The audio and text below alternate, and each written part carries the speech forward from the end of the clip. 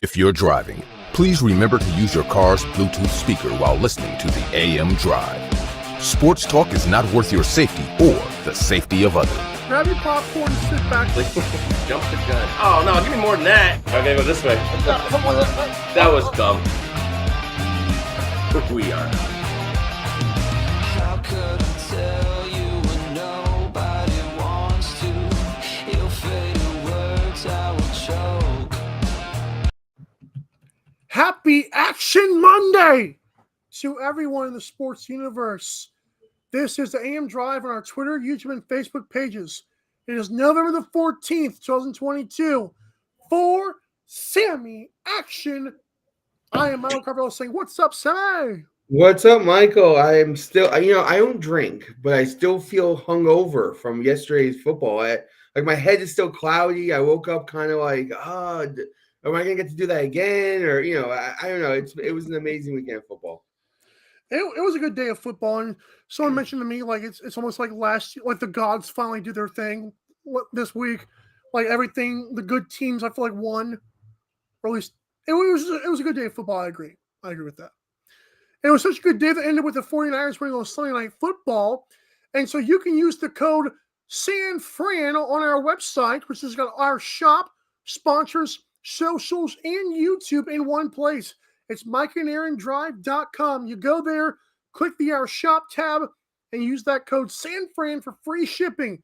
It expires this Sunday, November the 20th. All right, so the Vikings rallied to beat the Bills in overtime. When I say rally, I mean with about 1 minute 45 seconds left, they're down 27-10. And there was multiple good plays by the quarterbacks, multiple mistakes by the quarterbacks, multiple coaching decisions that were bad, a half a field of dominance and another half field of dominance. An amazing catch, but we'll get to the catch in just a moment. But Sammy, you loved this game, didn't you? I did. It was an insane turn of events from about 2 minutes ago in the third quarter to the end of the game. It seemed like the weight of the game just kept on getting heavier. It felt like a playoff game, and I mean, it clearly to me was the game of the year. I didn't think anything could top Jets-Browns when the Jets made that massive comeback with Joe Flacco at the helm. But this game between two basically number one seeds at the time, number two seeds, whatnot, it was just an insane ending to an insane game. And I loved every second of it.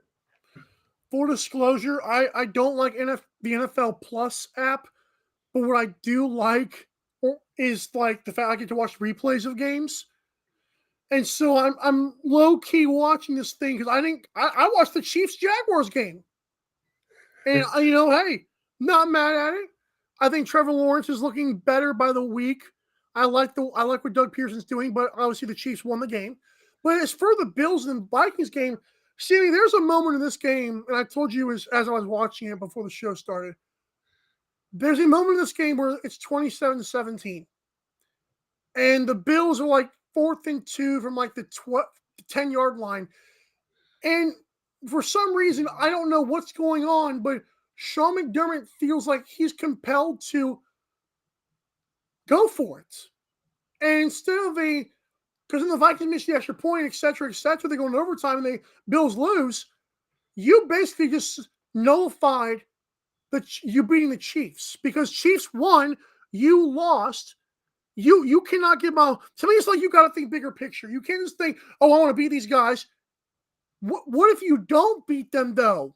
Now you're below the Chiefs, and that win was for nothing. Not only are they below the Chiefs, they're now below the Dolphins and the Jets. I mean, they went from being the one seed to now being third in their own division. But I mean, I don't think we can crucify Sean McVay too much. Not Sean McVay. Sean McDermott too much.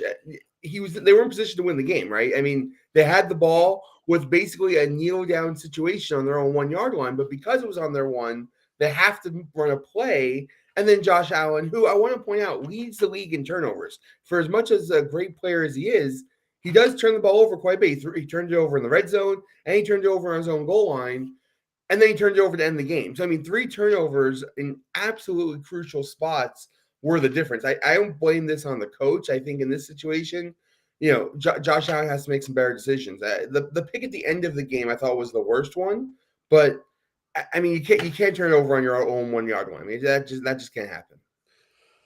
So I have a question because it's not. People like to do this thing. Well, Josh Allen's a physical freak and all that stuff. You talk about between the ears matters. At what point does Josh Allen understand play smarter? But there was I think it was Phil Simms or Boomer yesterday on the CBS broadcast, and I agree with him. Patrick Mahomes is playing the best football of his career so far. Not just because he's doing it without Tyreek Hill.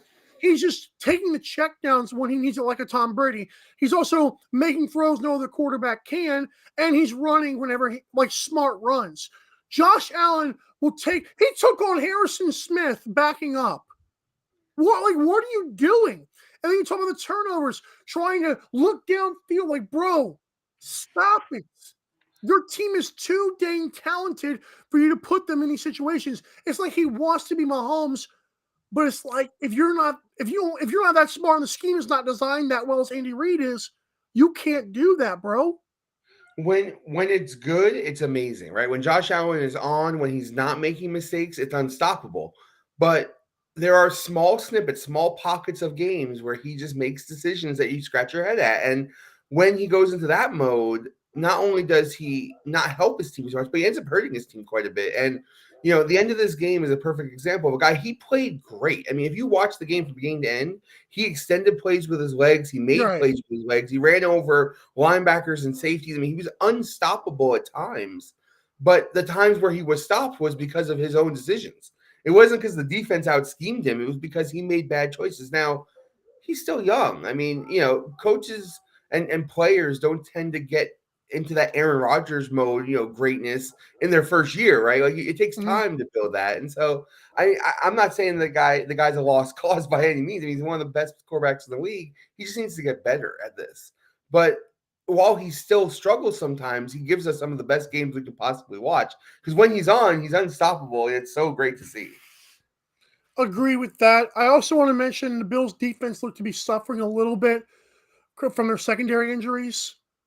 And I mean, it's impossible to stop Justin Jefferson. I wouldn't put too much on him. I agree that he made some really contested catches, including the one, which we'll get to now. I just believe it. People are saying like, "Oh, there's the catch." Okay, cool. That was a good catch in that moment. I agree. So like, I just saw what was happening. So Justin Jefferson makes this catch. You, and not just you, but other people say, "Oh, greatest catch of all time. Greatest receiver in the NFL." No and no. To the greatest catch of all time, I raise you Odell Beckham Jr. in terms of just difficulty. And then in terms of moments, this is week 10.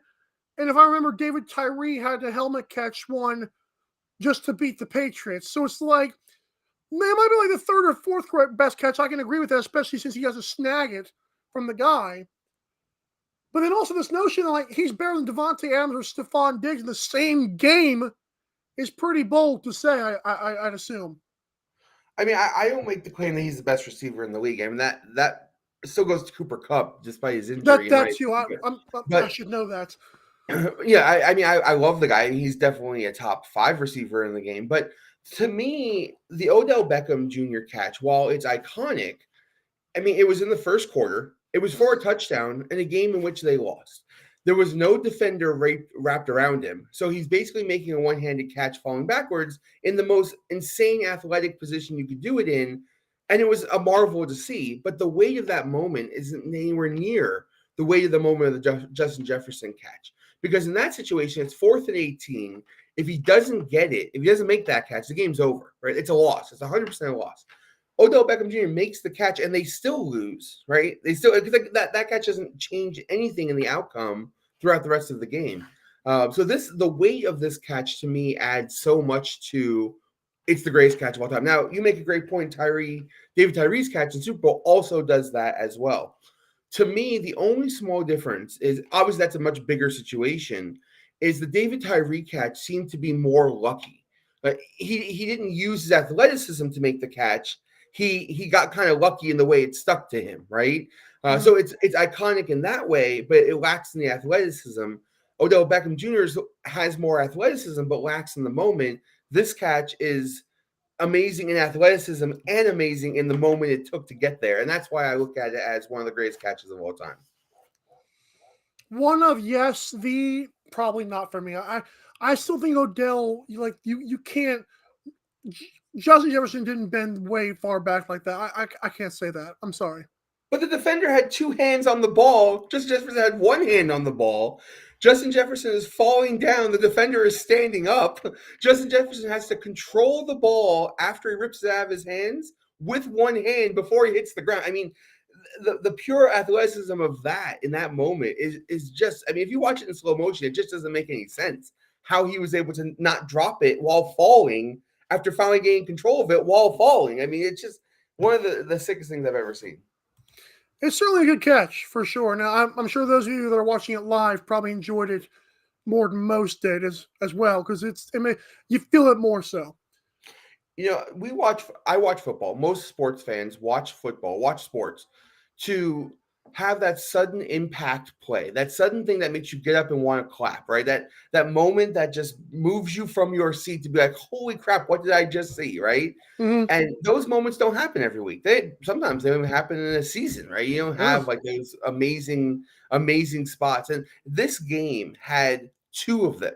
Not only was the Jefferson catch one of the craziest things I've ever seen, but watching Josh Allen fumble on his own 1 yard line after they make this amazing defensive stand literally had me jumping up being like, oh my God, that just happened. And so to me, that's what makes sports so amazing and so fun. And that's what makes this one of the games I'll probably never forget. One of the best games ever. I think Sammy liked that game a lot. Good Lord. Bye, Sammy. Okay. When we come back, we're talking Raiders and Colts. Yes. Also Packers and Cowboys. Boy, oh boy. We're right back. The AM Drive with Mike and Aaron might be the best morning show ever. If you love the show, shop the merchandise for $26 hoodies, $16 shirts, even $13 mugs. High quality swag for cheap because Mike and Aaron love the fans. The best morning show, the lowest price merch at amdrive.online. This is Popple, the next generation business card. With just a tap, your Popple instantly shares your digital business card to both iPhone and Android devices. The best part? The other person doesn't need an app or a Popple to receive your info. To pop your info, tap your Popple to the top of an iPhone, the center of an Android, or just scan your in-app QR code. And just like that, all your info is saved to their phone. More connections, more leads, more sales. That's Popple. Download our free app and get your Popple today. Aren't you the Vice Golf guy? Yeah. You want an autograph? Yeah. Actually, I was just wondering if the balls are any good. The balls are amazing. You look like a Pro Plus guy. I thought you'd never ask. It's actually better than my old ball. And it's half the price. Top performing golf ball, half the price. It's almost stealing. Quit searching the globe and get your high-performing golf balls at vicegolf.com. Fanatics.com, the world's largest collection of officially licensed fan gear from all the leagues, teams, and players you love. Shop now and get today's special offer. Fanatics.com, officially licensed everything.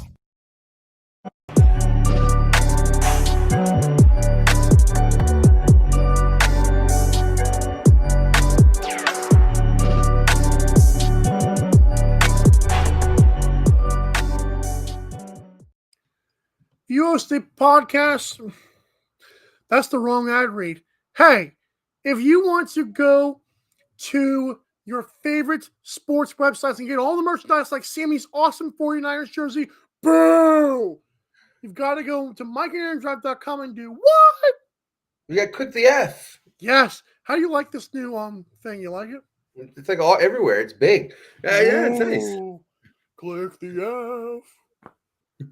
When you click the F, the entire Fanatics experience is at your disposal. Go there, help the show, help your teams. You get it. Colts beat the Raiders. Wow, let me say that again for the media people in the back that called it stupid. The Colts beat the Raiders in Jeff Saturday's debut, no less. And he made the miraculous move of starting Matt Ryan just out of the blue. Like all week long, you're hearing, well, Sam Ehlinger is going to still start. Oh, they're going to tank. Jeff Saturday says, bump all that, you idiots. And I told people it was the funniest thing. It's got to be sad for the locker room. Yet every player on the team, past and present, was saying how great he was. But no, he's just a horrible. Okay, cool. Go ahead. And he won the game. And I'll say it again. Thank you, Josh McDaniels, for billing on my team. Thank you. Thank you a million times. Thank you. Go ahead, Sammy. I've been calling for Josh McDaniels' head since pretty much week 2. I mean, he's been a terrible coach since week for Bears. 0. Yeah, I mean, he was a terrible hire. But, I mean, Jeff Saturday is also a terrible hire. And, I mean, we can get into all the reasons why. But it was a very smart move on his part to start Matt Ryan because you don't have a play caller who knows what he's doing. And so having a veteran quarterback who can at least get you in and out of packages and plays on his own is a very smart move. And I actually said this to you guys. I sent you a text around 2 hours before game time. I have a feeling Matt Ryan was going to play a little bit. Whose ear were you listening? Like, I was like, who does this guy know this stuff?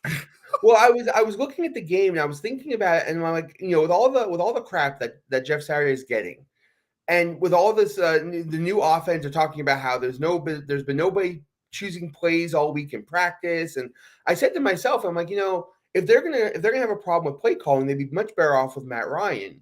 And so I just was talking to a friend, just spitballing ideas. And I'm like, what if Matt Ryan came into this game and helped them out with this play calling issue they're gonna probably have? I go, my guess is he'll probably play a little bit. And they never said he wasn't gonna play again this season. And so I didn't think he was gonna start, but at the same time, it makes perfect sense. I'll say this as well. On Top 5 Tuesday, which was fun last week, I actually said I thought he was going to go with Matt Ryan because I said it would be fair to Matt Ryan, and I don't think it would kill Sam Ehlinger. It's funny because me and you were kind of on the same wavelength here. Like, hey, Jeff Saturday, if he wants to win, prove it, and he did. Yeah, I didn't. The Colts are too talented of a team to be as bad as they were, and Frank Wright was not a very good coach for them. I don't know that Jeff Saturday is going to be the answer.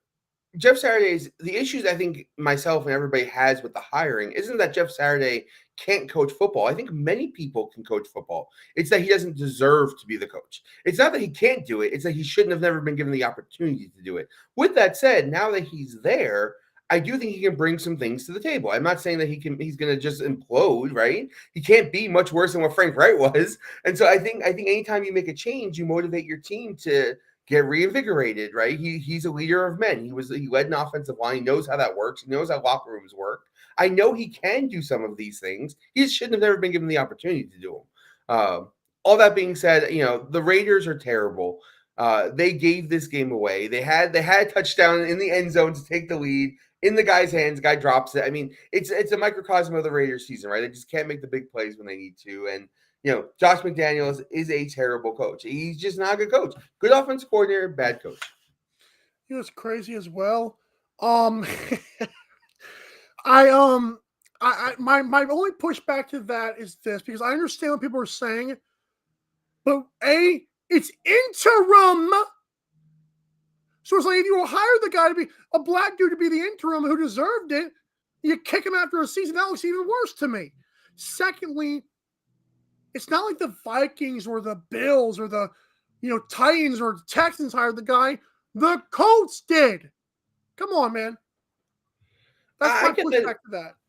I get that it's an interim spot, but there had to have been somebody on Frank Wright's team that could have taken over the team that knew the offense that we're already running, that had already understood the game plan of the ownership, that understands the player personnel packages. I mean, there's more to coaching than just hanging out on a clipboard and deferring to the guy upstairs.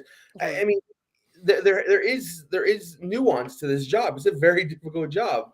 And if anybody could just walk off the street and do it, more people would. And so the fact is that you just grabbing some random guy off the media booth and saying, hey, this guy can do the job doesn't make any sense.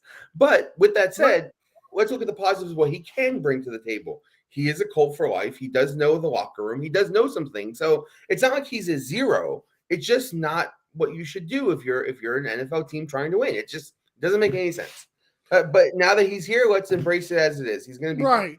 So I just want to make sure you're saying this right. So being a paid consultant for the team for the last few years and being like you said, a Colts lifer, it's like the Vikings hired the Colt lifer. The Colts hired the Colt lifer. That doesn't do anything for you. When it becomes I think the argument here is not so much that it doesn't do anything for you. It's that for many, many, many years, Black coaches have been told they shouldn't be head coaches because they don't have the right amount of experience, right? They've been told to go down to the college ranks and go coach, right? They've been told take an assistant job and then we'll reevaluate you later on, right? So if you're going to tell one demographic that we can't hire you because you're not experienced enough, it's a slap in the face to all of those people to then hire a person who has literally zero experience and say, well, you're a coach, you're a Colt for life, so you can supersede all of those other requirements we've given to everybody else for the last, I don't know, 20 something years, and say, okay, the job is yours. That's where it comes off really raw for a lot of people. Again, I don't have a problem with the hiring. I'm not saying that he can't do a good job, but I do have a problem with that precedent that was set and them just bucking it to just randomly name some guy who's never coached. Even though the interim rule doesn't apply, right? You know, it doesn't apply to the rule, right? It doesn't apply the rule. I didn't say they broke a rule. I just said it has a really bad. Still. Yeah, I'm not saying they did anything wrong. I'm saying they did something stupid. Two different fair. things. That's fair. It was bold. It was like ballsy. I give you that. Yeah, I don't know that there's a way. Even if Jeff Saturday were to lead them to the playoffs, it would still cause the same controversy because that has been the precedent that the NFL has set for so long. Never again should they be able to say to somebody, you don't have enough experience, which is what they have been saying for the last 20 years. So it's safe to say because Devontae Adams, is putting up numbers in Las Vegas. But boy, I'm telling you what, once the Packers did this, the world just fell back into place. Everything is as it seemed and as it should be. Mike McCarthy came to town with the Red Hot Cowboys, and Fat Butt got beat by a team that I'm sure I was with a lot of people. It wasn't just Mike's in the first year that said the Packers had to turn it around. Like Matt LaFleur, he might be, the son of Sean McVay, who's the son of Kyle Shanahan, but at least he's, better than other people, right? That I'd like to think he's better than Mike McCarthy. Aaron Rodgers and Matt LaFleur, I believe the Packers came back too, right? Yeah, they were down 2 touchdowns in this game. Through 3 periods, Rodgers had only thrown for 100 yards again. I don't understand this very slow start they get off to every single week. I mean, he only had thrown 10 passes through 3 quarters. I mean, throw the ball, right? I mean, you have the reigning MVP. I get that their wide receiving core has not been great, but you got to find a way to get more than 10 passes in the air through 3 quarters, right? I mean, it's ridiculous. Until Christian Watson, who was sitting on my fantasy bench, decided to show up. Like, thanks, buddy. As he should. But once they started throwing the ball, they looked great. And I just don't understand this whole idea that they can't throw the ball and they have to only pound the run. I mean, the run was good too. The Cowboys defense did not look good coming off a bye. But I think we need to really address the elephant in the room here, which is this is why Mike McCarthy's a bad coach, right? I mean, we've been saying for years that Mike McCarthy is the thing that holds this team back. And this year it had not reared its ugly head until this game. I mean, I just for the life of me don't understand how you don't kick the field goal in overtime with a kicker who can make the field goal over 80% of the time. I mean, it is literally his inability to win games in big moments. Mike McCarthy, I'm talking about, that has cost his team in the past. And yeah, I mean, for the first time this year, he has literally cost his team a win. And this is, it's a tough one for them to swallow. They need these wins. Now the Giants, the G-men, are second in the division. So yeah. And Daniel Jones, I believe, has like 2 turnovers all season long. Like he has no fumbles and like 2 interceptions. It's insane. Yeah, Brian Daboll still coach of the year despite how great the kid out of Minnesota's been. I still say, okay, yeah, you're right. That Minnesota's a good one. But did Minnesota get the playoffs last year? I think they just missed. Okay, because I feel like the Eagles and Vikings were in a lot better place, I'd say, than the Giants were last year.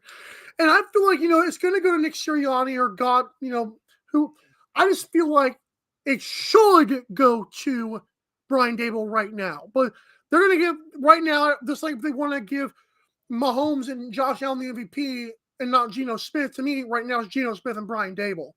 But they don't care about value. They care about what's hot and popular. But it's okay. I mean, it's funny because if you say Geno Smith should be the MVP, you have to think Pete Carroll should get some credit for Coach of the Year too. This is a team that was supposed to finish last. So I think it's Brian Dable just because of, like you said, the level of talent. But I don't think it'll be Nick Sirianni. I think it'll either be Kevin McConnell or Brian Dable get Coach of the Year. You saw Mike McDaniel? No, Kevin, the guy on the Vikings, Kevin McDonald? Right. Kevin O'Connell, I think. O'Connell. Yeah, I think it's either him or Brian Dable, in my opinion. I don't think Nick Sirianni will get it, as they were a playoff team last year. And so improving from playoff to a 1 seed is huge too, don't get me wrong. But going from a team that won, 4 games to a team that's going to win 11 games, that's coaching, right? That's a big difference. What about Mike McDaniel? Mike McDaniel as well. That's a good one. Does the NFL do AFC, NFC, or is it just one coach? I think Coach of the Year is just flat out NFL. Yeah, yeah, absolutely. The Dolphins have been amazing too. So, let's talk also about Tua here for a second. Tua hasn't lost a game where he's played a whole game. I mean, they have been amazing from beginning to end. When Tua's in the game, they have been unstoppable. Do you know what the thing is with Tua? I don't know if Tua would elevate a bunch of scrubs like we've seen before. He really hasn't. But Tua, when he has guys, like he gives them the ball. Like we saw at Alabama, the reason they switched from Jalen Hurts, who turns out to be pretty good, although he's better now, obviously. The reason they switched from him is because Tua came in there and threw to Devontae Smith in the championship game, and I saw this guy's pretty good. He gives it to his number 1 guys, and sometimes that's what matters. Like that, like Josh Allen with Stephon Diggs is like night and day. It helps. We haven't seen Tua under the pressure of having to win a big game, with a good defense on the other side of the field, him having to make big throws. So it's always fun to sort of project young quarterbacks as how good they could be, but we haven't yet seen it with him. We've seen it with now a few other people this year. We saw Josh Allen do it numerous times. We've seen Patrick Mahomes do it more times than probably anybody right now in the last couple of years. But Tua hasn't had to face that yet. So before we think, oh, this might be the next up and coming guy, we need to see that. We need to see him in those pressure situations. Love it. All right, Sammy, that's going to be it for this Action Monday. Thanks so much for tuning in once again, for you and for our wonderful fans. Go to MikeandAaronDrive.com to support our show and see our shout sponsors, socials, and YouTube in one place. For Sammy, I'm Mike. Tomorrow's Top 5 Tuesday. Sammy, you better drive safe, bro.